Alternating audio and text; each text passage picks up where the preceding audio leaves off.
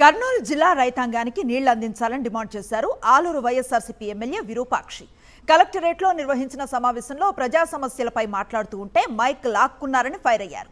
తన నియోజకవర్గానికి నీళ్లు రావటం లేదని, సమస్యను పరిష్కరించమంటే సమాధానం చెప్పటం లేదని ఆగ్రహం వ్యక్తం చేశారు విరూపాక్షి. కర్నూలు జిల్లా నుంచి మన నెత్తి మీద నీళ్లు పోతున్నాయి. మన ఆంధ్రప్రదేశ్కి దాదాపు 44 టీఎంసీలు పోతున్నాయి, మనకు 18 టీఎంసీలు ఉన్నాయి.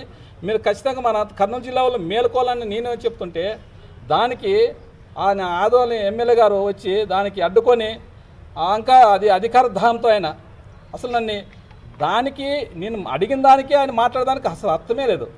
నేను అడిగిందేమి నీళ్ళ గురించి, ప్రజల గురించి అడుగుతున్నాను. ప్రజల సమస్యలు మన ఎందుకంటే మన నెత్తి మీద నీళ్ళు పోతున్నాయి. దాదాపు మనకి 80,000 ఎకరాలు నీళ్ళ పారుదల ఉంది.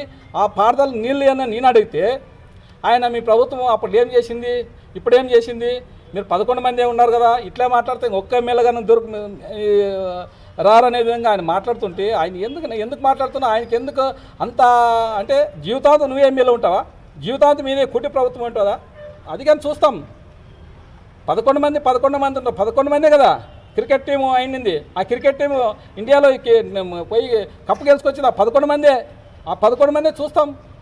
మీరు అంటున్నారు కదా 11 మంది, ఆ 11 మందే చూస్తాం. మీరు అధికారం దహంతో మాట్లాడేది కాదు, ప్రజల సమస్యలు మాట్లాడడం లేదని